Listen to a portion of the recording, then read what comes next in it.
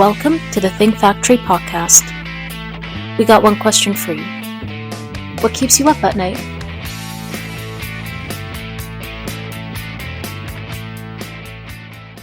Hello, and welcome back to the Think Factory podcast, where we explore the minds behind innovative ideas shaping our worlds and businesses today. I'm your host, Susan Kleiner from OGC Solutions and the Think Factory, and today we're thrilled to welcome a powerhouse in both real estate and health tech innovation, Zeynep Ekemen. Z is the founder and CEO of Silver Defender Corp., a trailblazing company that develops antimicrobial adhesive films that are used in high-touch environments, from hospitals and schools to NFL stadiums and even the World Trade Center. Z launched Silver Defender just before the global pandemic, and despite the timing, or maybe because of it, the company quickly rose to prominence, winning the prestigious ISSA Innovation Award in its first year. The company and Z were also awarded the NJ Biz Business of the Year Award and NJ Biz Best 50 in Business. But Z's entrepreneurial journey did not start there. She's also the principal of Z Realty Group, a commercial real estate firm specializing in national child care development. With an MBA in accounting from Pace University and a fierce commitment to empowering women in business, Z is a true innovator who's redefining what it means to lead with purpose and resilience. Z, welcome to the Think Factory. Thank you so much for having me. Yeah, so I am so excited about having you here. I'm so excited about your product. You sent some to me, and I think that this is like the best idea. Thank you so much. So that we can set the stage, can you please explain to me what is your product? What is the Silver Defender? So Silver Defender is an antimicrobial film. So think of it as like a sticker that goes on high touch points like door handles, elevator buttons, pretty much everything you're touching once you leave your home. And it's a self-cleaning film. So you are always touching a clean surface. So you put it on high touch areas. What I immediately think of is like bathrooms, right? Because bathroom handles, I try and use paper towel, but with something like this, you don't even need it because whatever I'm touching is a clean surface. Exactly. From one person to the other person to the other person. This is such a good idea. Can you tell our audience, how did you first envision it? What inspired your idea? And actually just tell us too the time frame of this, because I know that it takes time to get from the idea to prototype to, it's a long time period. So could you just tell us some more about it? Of course. And you actually mentioned it without even knowing how I came up with the idea. So it was 2018, 2 years before COVID. I am at Starbucks with a bunch of friends, and a friend of mine is leaving the bathroom, and he's holding paper towels in his hands as he's opening the door. And he literally said, "These door handles are disgusting. Somebody should do something about them." So that's when I literally had one of those light bulb moments, because I always wanted to invent something. I always watch Shark Tank, and I'm always thinking oh, I could have thought about that. And I was always waiting for something to spark an idea. And what he said literally sparked the idea of Silver Defender. So it was just an idea at the time. It took about 2 years of research and development, hiring the right engineers, the right scientists, finding the factories to do this. And we were ready in January 2020, right before a global pandemic. So it was literally being at the right place at the right time.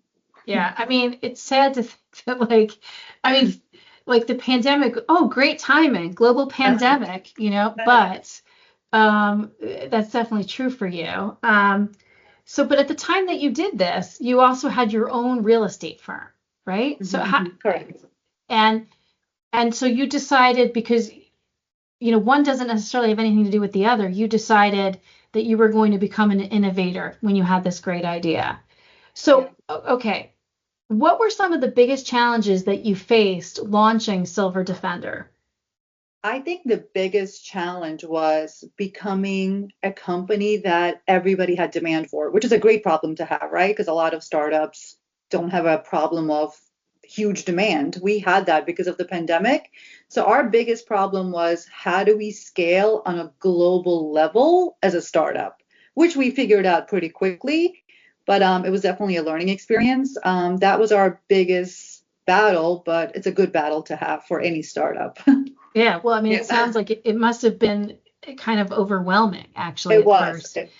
And talk about right place, right time. So at this stage, knock on wood, we're in a different place with regard to, COVID and the pandemic, but your product is still being used in major venues like NFL and Major League Baseball stadiums, correct?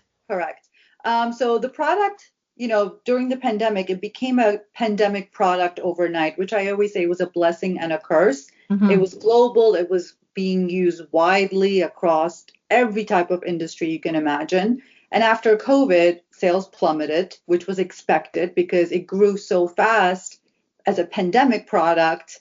We knew there was going to be something happening with sales.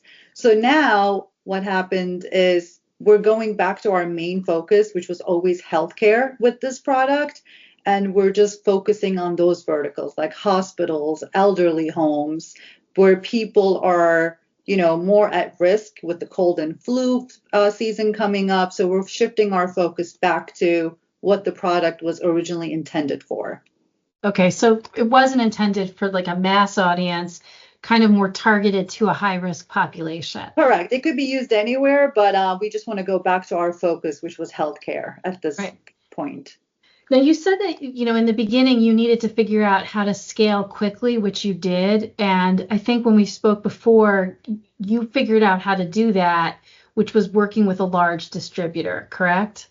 Correct. So I had a lot of competitors that came into the market during the pandemic years, and they all had salespeople knocking door to door. So it was about like who had the biggest sales force.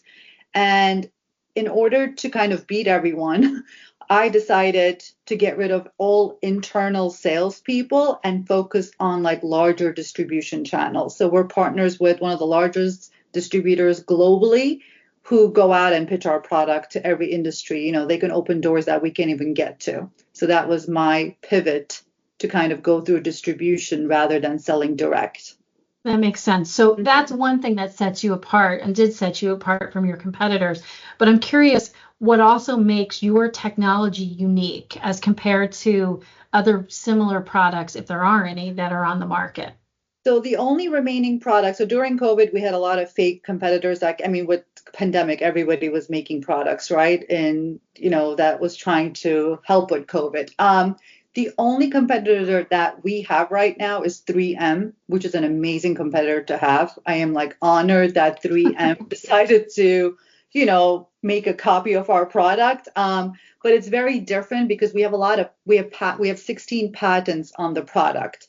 So 3M is obviously very careful about how much they can do with our product. So when you look at 3M's product and our product, I always say like we're the Apple and they're like the flip phone, which is a great comparison because we actually made something better than everybody else. So that makes me proud.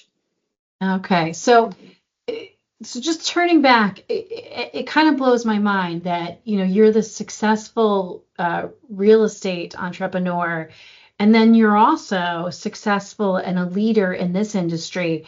And, I'm thinking that I'm worried. Are you working 24 hours a day? How do you manage? How are you managing both of these competing high stress and like time is of the essence type, industries? Well, during COVID, I was literally working 24/7 because during COVID was our highest, peak. But right now, it's all about time management. I literally work Monday through Friday. I don't work on the weekends anymore because I just don't think that's healthy.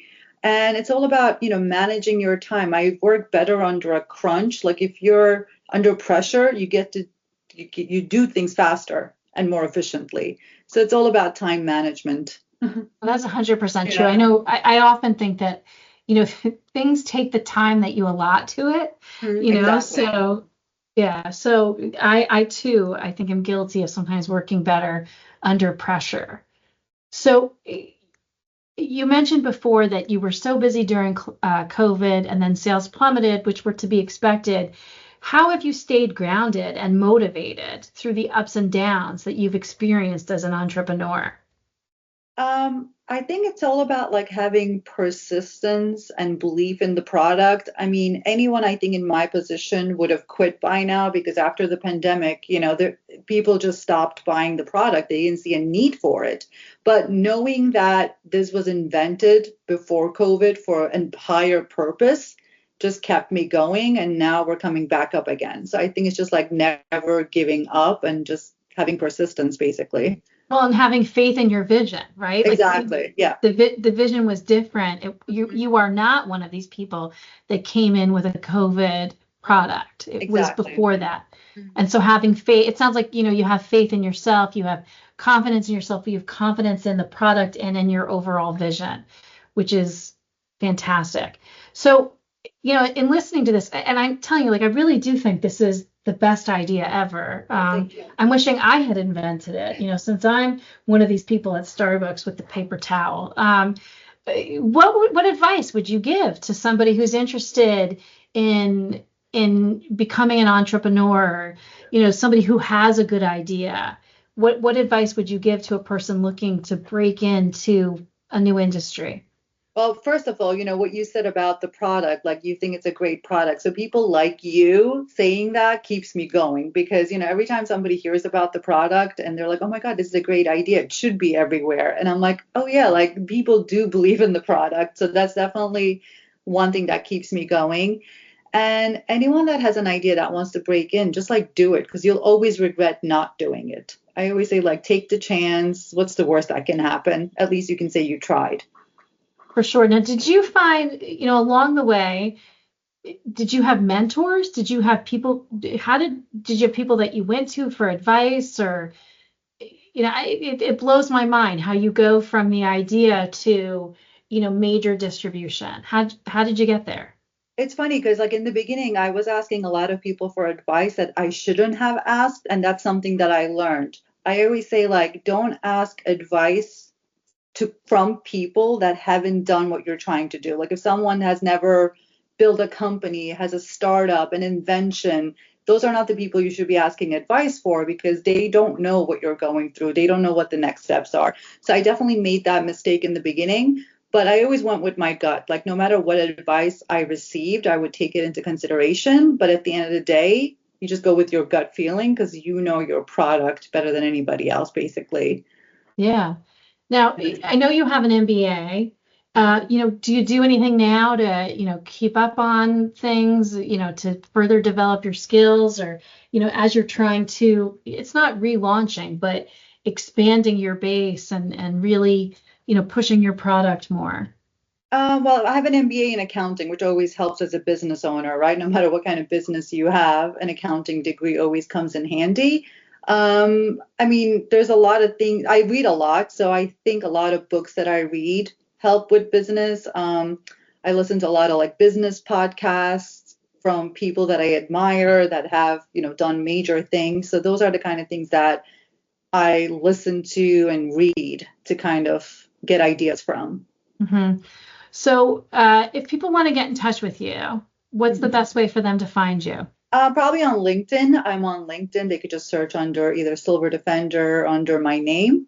That's probably the best way. And our website is silverdefender.com on our Excellent. website. So what's next for Silver Defender? Any new innovations or markets that you're excited about? Right now, like I said, we're focusing in a lot of healthcare hospital systems around the country. That's our main focus.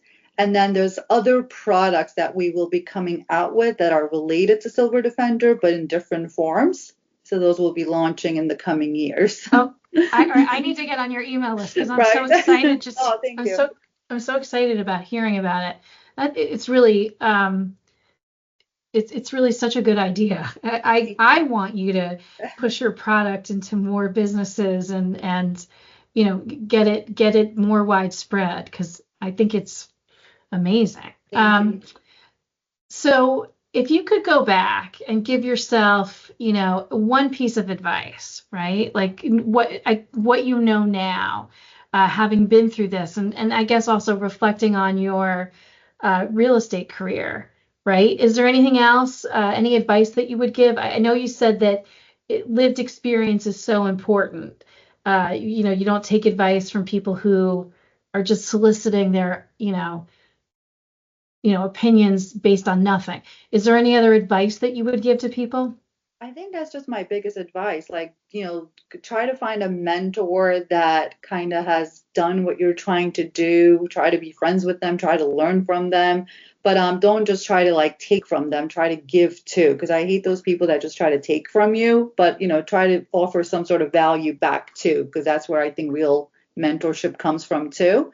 And, just take advice from people that have done something in their life is what I would say. For sure. Yeah. So we like to ask everybody who appears on the Think Factory podcast, what keeps them up at night?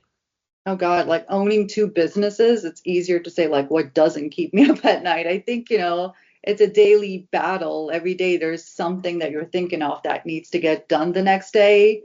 And there's just so many external factors with like economy and politics that can affect your business. So it can change on a daily basis, but there's always something. Well, right. And it sounds to me like you're really good at responding to, what's headed your way. But I'm glad to hear that you're not working 24/7 anymore and that you're trying to take some time off. So maybe that you can have some other great ideas. But Z, I want to thank you so much for appearing on our podcast. It's been great getting to know you, and I'm looking forward to putting Silver Defender on some high-touch surfaces where I work.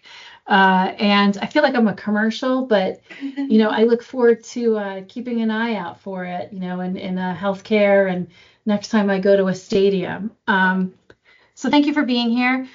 Be sure to listen in to other Think Factory podcasts where my colleagues and I talk to business leaders about industry trends. Z, thanks so much for being here.